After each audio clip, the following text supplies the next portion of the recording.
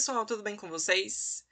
Meu nome é Laurichon Soares, eu sou biólogo e especialista em hematologia clínica. Tenho aqui o meu canal que se chama Biologia e etc., onde eu discuto muito sobre ciência, métodos de estudos, algumas videoaulas e muito mais. O tema do nosso vídeo de hoje é sobre tecidos vegetais e a própria diversidade vegetal. É a continuação da primeira parte que foi dada sobre anatomia vegetal. Então, se você ainda não assistiu esse vídeo, eu sugiro que você primeiro assista a aula de anatomia vegetal para que você consiga entender essa segunda parte, que é sobre os tecidos vegetais e a própria diversidade vegetal. Então, sem mais delongas, a gente sabe que a evolução das plantas ela foi extremamente gradativa no decorrer dos anos.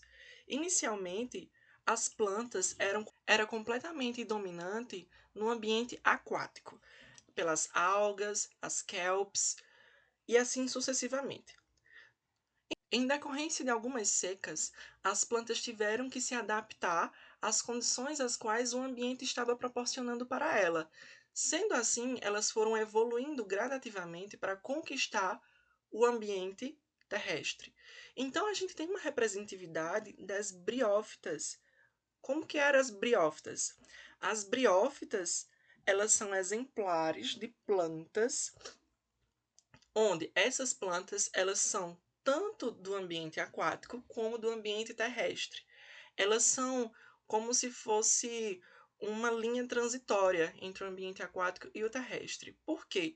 Porque essas plantas elas necessitam de água para fazer os seus processos de reprodução, onde elas necessitam da chuva, da água, para que os espermatozoides das briófitas consigam literalmente nadar na água para chegar ao ovário dessa briófita e assim fazer a perpetuação da espécie. As suas raízes a gente chama de rizóides, porque unicamente tem a função de fixação dessa planta no solo.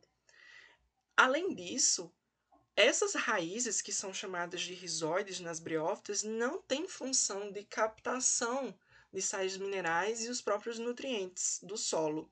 Essa planta não tem vasos condutores de seiva, o que, consequentemente, favorece com que essa planta não cresça em sua estatura de tamanho. Evoluindo, então, a gente tem exemplares de pteridófitas. As pteridófitas são plantas completamente invertidas às briófitas. Tudo aquilo que tem em briófita não tem em pteridófita. Tudo aquilo que tem em pteridófita não tem em briófita. Enquanto briófita não tem vasos condutores de seiva, a pteridófita já tem vasos condutores de seiva, favorecendo com que ela consiga crescer em sua estatura de tamanho. Ela já tem raízes, caule, folhas verdadeiras. Depois de pteridófitas, nós temos as gimnospermas, que já são plantas mais desenvolvidas, possuem também grãos de pólen e também os próprios vasos condutores de seiva. Além disso, posteriormente, nós temos as angiospermas, que já são plantas ainda mais evoluídas, com a presença de flor, fruto, onde as plantas anteriores mencionadas não possuem nem semente, nem fruto e nem flor, tá bom? Então, falando sobre os tecidos vegetais, o que é o xilema? Xilema é um tipo de tecido vegetal que está muito concentrado nas raízes das plantas, onde ele faz o transporte também de seiva bruta, onde ele faz a captação de água, sais minerais nas raízes e ele capta todos esses nutrientes e vai levando até as folhas da planta. Então, esse xilema ele está completamente concentrado nas raízes da planta e ele tem como função fazer a absorção e captação e condução dos elementos que foram captados no solo, como sais, minerais, água e assim sucessivamente. Além disso, xilema tem uma função de sustentação da planta e no próprio armazenamento de alguns nutrientes. Já o floema, ele é um tipo de tecido mais complexo do que o xilema. Ele tem um papel principal de conduzir as substâncias orgânicas pelo interior do corpo vegetal. Também faz o transporte de sacarose, lipídios, ácidos nucleicos, vitaminas e alguns hormônios da planta. Aqui eu trouxe uma imagem para vocês conseguirem entender o que é o xilema e o que é o floema. Bem, primeiro, o xilema ele é um tecido vegetal mais concentrado nas raízes das plantas, onde faz o transporte de água e sais minerais, algumas células mortas sem parede, e esse xilema também é rico em lignina.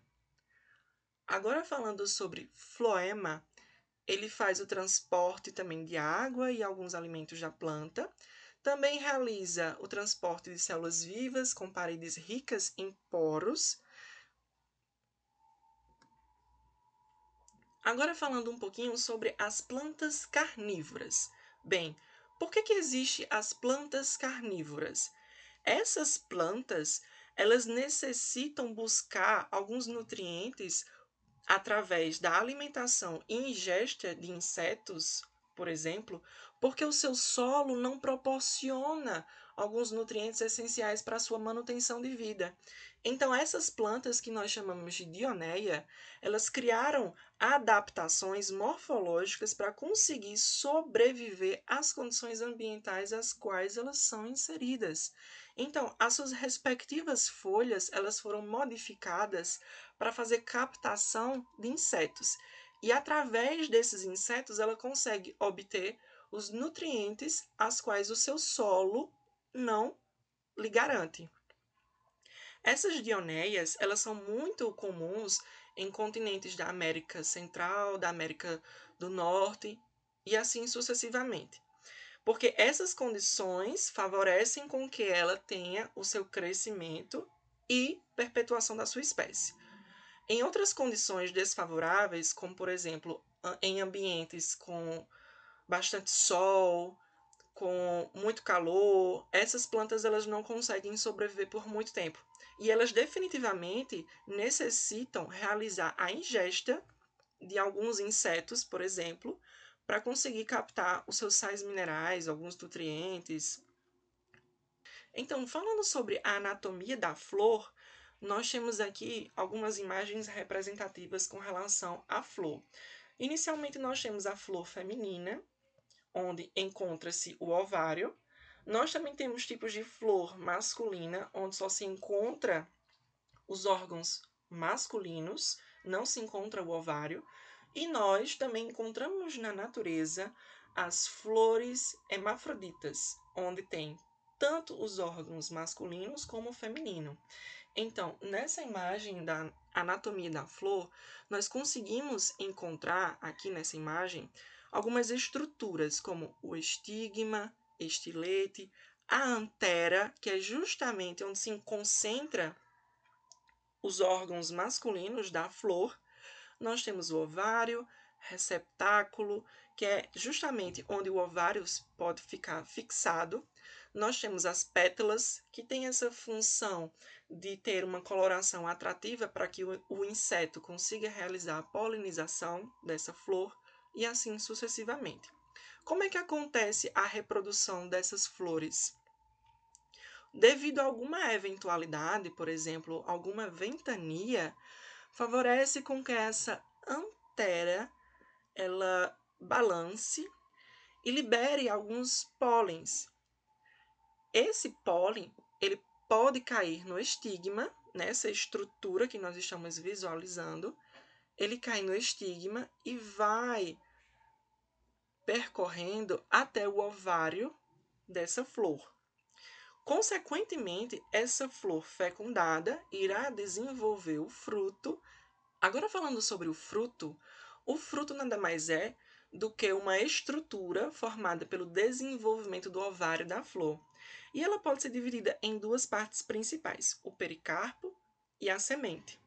Como eu havia mencionado para vocês anteriormente, a semente é uma estrutura completamente compacta, rígida para fazer com que haja a proteção do embrião que está lá em seus processos de dormência, esperando a oportunidade perfeita para conseguir se desenvolver e nascer uma nova planta.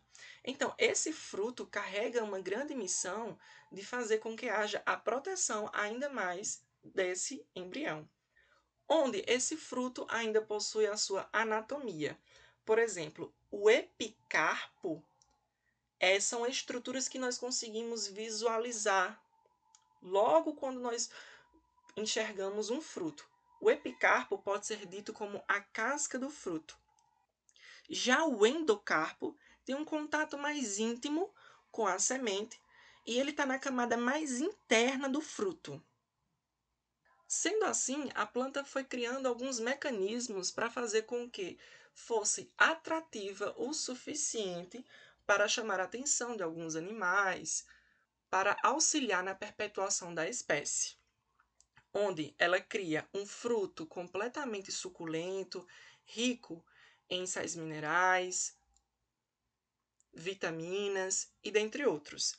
Então, o animal vai lá, se alimenta desse fruto e essa semente pode ficar na pelagem do animal e esse animal ir percorrendo o seu caminho no decorrer do meio ambiente e fazendo com que haja o favorecimento dessa semente sendo perpetuada em outros ambientes. Bem, pessoal, eu espero que vocês tenham gostado. Se inscrevam no meu canal, curtam, compartilhem e comentem aqui no meu vídeo. E não se esqueça de me seguir nas redes sociais. Então é isso. Até o próximo vídeo.